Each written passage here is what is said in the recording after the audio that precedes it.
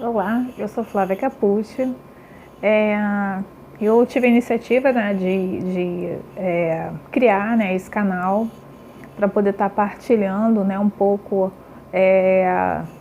da minha experiência, né. Meu tema central é o luto, então eu falo um pouquinho, né, dos meus sentimentos, né, da minha relação com esse afeto, né, com essa representação, e um pouco também de teorizar, né? Uma vez que eu sou assistente social, sou psicanalista, né? E traçar um pouquinho aí da minha experiência pessoal, clínica, né? E teórica aí para o tema. Então hoje eu destaquei aqui uma notícia muito triste, né? Muito lamentável. Eu sou uma mãe enlutada, então eu trago aqui, né, minha semelhança de sentimento, meu espelhamento para as mães, né, que perderam seus filhos, né? E hoje, diante dessa notícia aqui, que é o caso Miguel Otávio Santana da Silva, é uma criança, né, de 5 anos que caiu do 9º andar de um condomínio em Recife, né, um condomínio de luxo, da qual a sua mãe trabalhava e deixou, né, a criança na confiança, né, de sua chefe, né, da sua patroa, né, seja lá como for essa relação aí, né, se dá, né, de funcionário e família, e tem aí poucos limites, né, entre esses acessos. Então eu acho que tem aí uma questão de atribuições também, né, ao cargo, né, de doméstico, que extrapolou, né, bastante aí a relação, né, de funcionário e patrão, que marca um pouquinho dessa, aliás, bastante, né, todo o nosso processo histórico, né, de colonização, de ver, né, o funcionário doméstico ainda como serviçal, né, com atribuições ainda outras que estão bem além, né, do combinado, né, do cargo, das atribuições trabalhistas e sindicais, né, para essa categoria, né. A própria tragédia a que se deu, né, que é a perda do seu próprio filho, né, e se deparar com outra situação, a perda do emprego, né, e a possível colaboração, né, no caso do acidente, né, que ocorreu. Então, assim, o que é para essa mãe, né, estar aí diante de um velório, né, e não conseguir nem ao menos velar com muita dignidade, né, o seu filho ali que se vai, né, e a presença é uma invasão muito intensa, né, para esse momento de angústia. Eu acho que a família, né, responsável pela morte do Miguel não deveria ter comparecido ao velório, né, isso marca na angústia aí de separação física, psicológica e emocional dessa criança, né, que marca. Mas o que deixa assim, né, a angústia, né, para a gente? Tem uma leitura aqui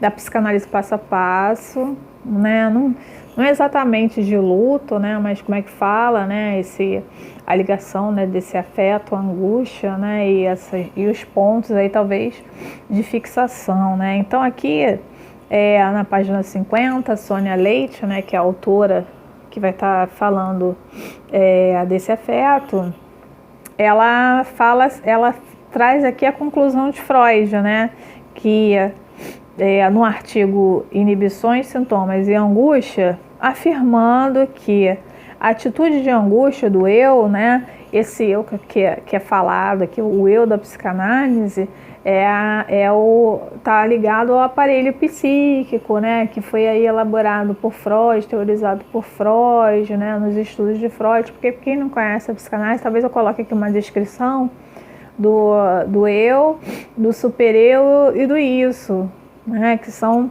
essas instâncias que formam o psiquismo do sujeito, né. Tem quem foi a psicanalista, que tem um vídeo bem curtinho que fala que fundamenta essa teoria do Freud, que eu vou deixar na descrição aqui para poder quem desse material inconsciente, que é o pilar aí, né, inicial da teoria freudiana, né? Então a psicanálise ela tem aí de início, né, essa observação, né, do inconsciente como uma característica marcante nos comportamentos do sujeito, para a gente fazer uma leitura desse sofrimento, né?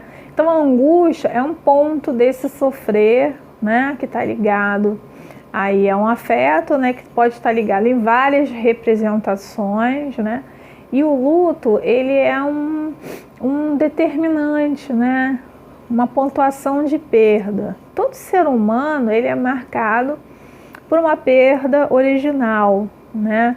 Uma perda que a gente pode falar, né? A angústia do nascimento, né? Que Freud fala a respeito, né? Dessa separação, né? Da criança no nascimento. Não a separação subjetiva da mãe do bebê, porque o bebê ele ainda não desenvolveu ao ponto de subjetivar essa separação da mãe, né? Então essa separação dele é do ambiente intrauterino, né? De uma sensação, de uma angústia de ser invadido, né? Invadido pelo esse ar que entra. Pô, tem até um videozinho bem bacana que eu peguei aí esses dias para ver, muito fofo, que eu botei nos grupos, né?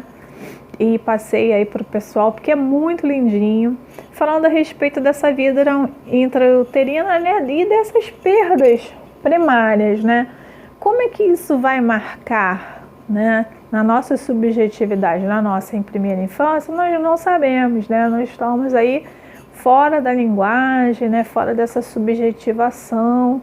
Então essas marcas primeiras, essas marcas minêmicas, que vão estar impressas no nosso psiquismo, elas ficam ali meio pelo inconsciente, né? Que está aí na instância do id, né? Que é essa instância que ela é regida aí pelo princípio do prazer, né?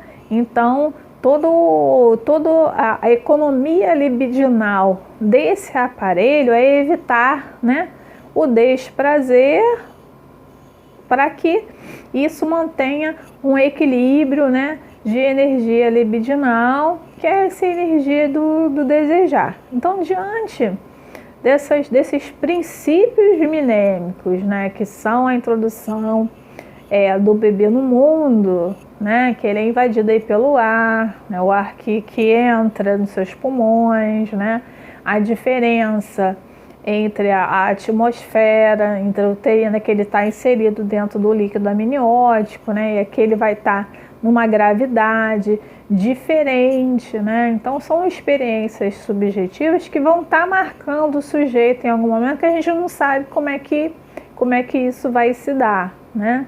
E aí vai ter a amamentação, né? Então a criança, ela não tem uma divisão entre, né, essas instâncias, né? E também a marcação do seu próprio corpo. Então a importância do corpo, né, em todos os momentos. Até a criança conseguir se perceber, né, enquanto um ser, né, diferente daquele corpo da mãe. Isso talvez se dê aí pelos 3 anos, mais ou menos, né, de idade, 4 anos, por exemplo. No caso do Miguel, que faleceu com 5 anos, pelo relato que eu vi, pelo vídeo que eu vi, né, a angústia que ele tinha de separação da mãe, o desamparo que ele teve da ausência da mãe, é que deve ter descompensado ele, né, porque ele já estava sentindo falta da mãe, segundo o que eu li aqui na matéria, né, assim, então ele queria estar perto dessa mãe, né, e para que pudesse se sentir seguro. Então ele devia estar atravessando essas fases, né? Então, essas marcações de separação, o luto é uma separação eterna, né? É uma separação de seu bebê, né? Uma separação do corpo do seu bebê, é algo que não vai estar mais presente, é algo que te pertence, que se foi, né? Então, agora, as etapas do luto que já foram bem marcadas e bem colocadas aí para outros especialistas, que para mim não interessa muito colocar. Primeiro é a negação, depois é a raiva, depois... Não, eu acho que essa subjetividade é muito particular, é muito individual e também depende das estruturas psíquicas de cada mãe, né? Então, a psicanálise, ela tem, né, um arcabouço teórico que vai dar, não dá um diagnóstico, né? Porque existe uma doença, existe uma estrutura psíquica que o ser humano tem, todo ser humano é neurótico, né? A partir dessa definição de neurose, psicose, perversão dessas estruturas da clínica psicanalítica, elas vão dar sempre nesses princípios, sempre no início da vida subjetiva do ser humano, a partir do seu nascimento, ou a partir das suas experiências intrauterinas, e daí em diante vai marcando. Então então essas marcas minêmicas, elas vão se sobrepondo, né? Então, tipo, a gente tem lá uma marca, né?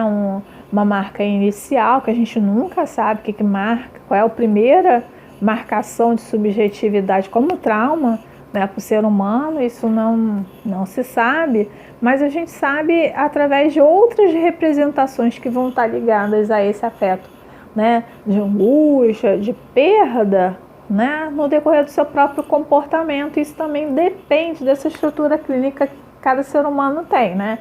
Se o sujeito é um neurótico obsessivo, se o sujeito é um neurótico histérico, né? Se ele é um psicótico, se ele é um perverso. Então, cada estrutura dessa tem uma maneira de responder à sua perda, né? A sua perda de objeto, né? O que marca ali como angústia para o sujeito, vai depender aí dessas estruturas que cada um tem e da sua própria história e daquilo que marca para o sujeito, né?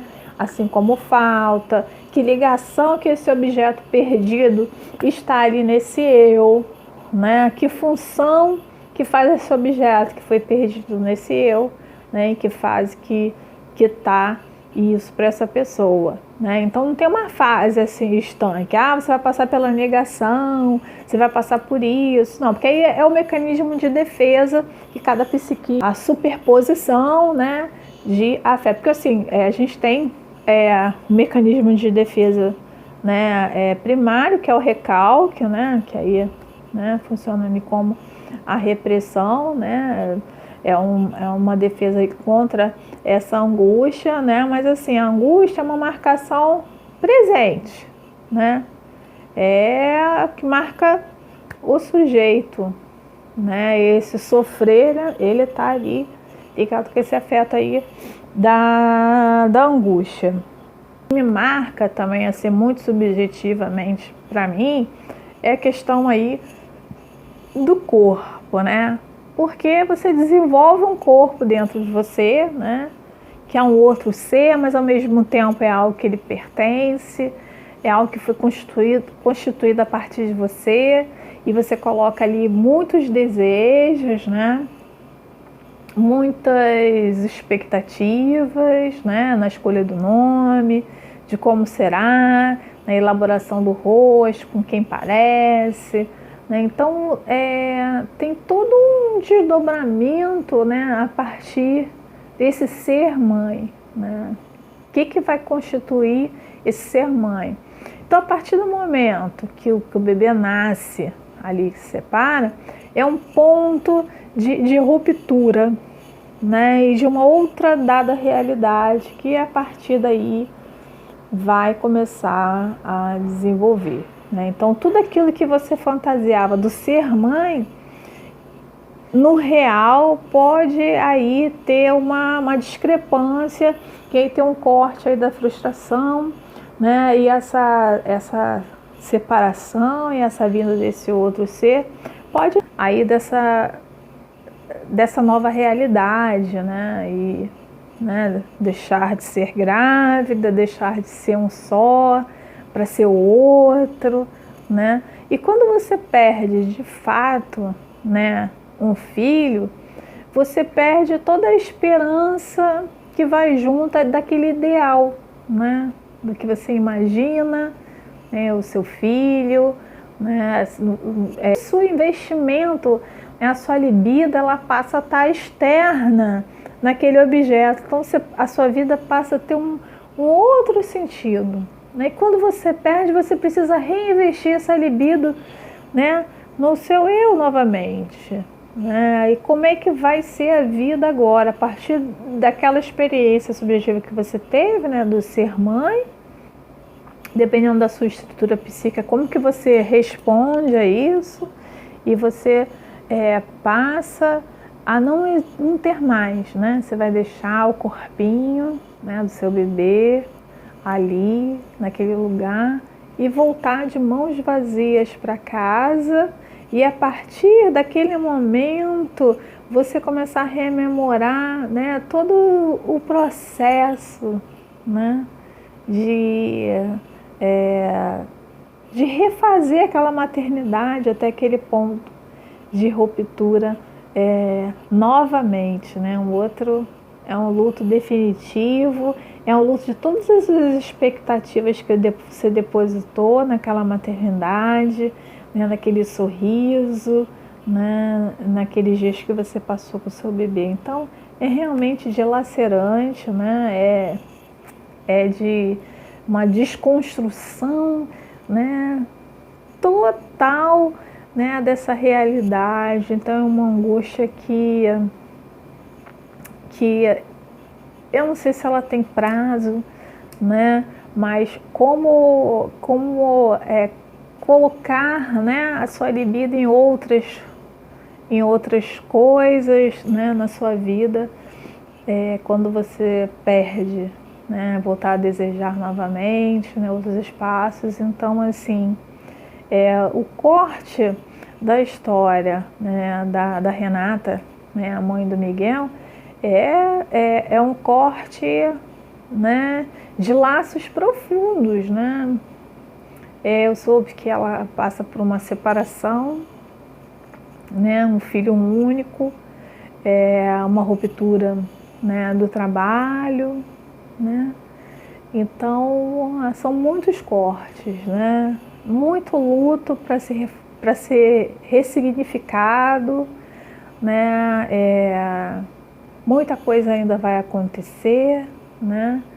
E assim, eu quero dividir, né, o meu coração, né, de mãe enlutada para outra mãe enlutada, né? Assim como também nós tivemos o outro caso, que foi o caso do João, né, vítima de violência, né, na sua própria casa, né?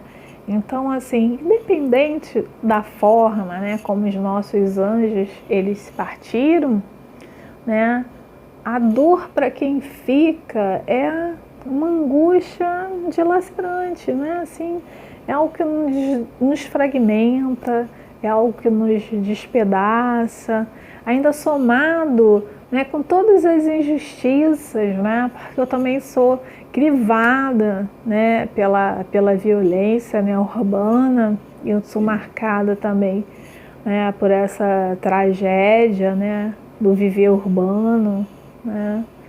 E perder pessoas, né, para essa violência, né, para desigualdade, para falta de oportunidade. Eu sou marcada por muita ausência, né, mãe de outros desdobramentos que não convém aqui, né, eu colocar, mas eu sou crivada por isso, né? Então, assim, esse trabalho que eu estou fazendo, né, de gravar esses vídeos, está fazendo parte, né, desse meu investimento, né, externo, né? Porque esse meu vivido, ele estava muito atrelado ao luto, né? Meu eu estava muito fragmentado com essa história, eu não conseguia desejar, né, outras coisas na vida, né? É muito difícil continuar, né, viver, sabendo que tudo melhor que eu queria para o meu filho, né? Tudo que eu sonhei, tudo que eu trabalhei muito, né? Para que eu pudesse vê-lo bem, né? Tudo isso não aconteceu. E viver, né? A perda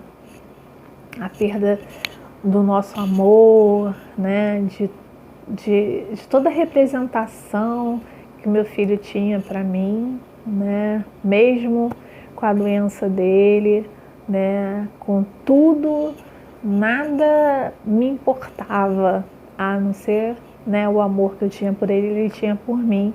A gente sabia disso, apesar de toda a problemática que a gente vivia, a gente se olhava e a gente sabia que a gente se amava.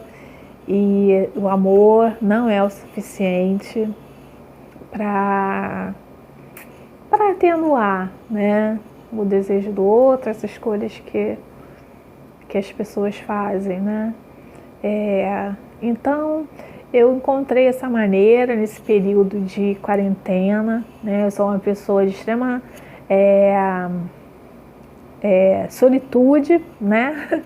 Eu sou uma pessoa muito só, mas é um só que não é um só de depressão e angústia, mas é um só que trabalha, é um só que lê, né? Passei o dia inteiro aqui lendo, ativa, né? Qualificada para o trabalho, né? Mas esse momento de angústia que me paralisou, e eu estou refazendo, e esses vídeos está sendo para mim um momento que eu posso colocar meu desejo, né, externar esse meu desejo,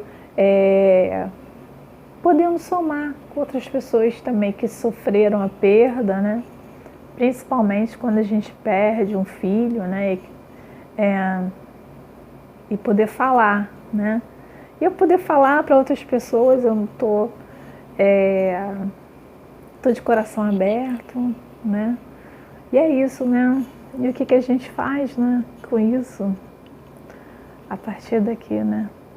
Então é isso.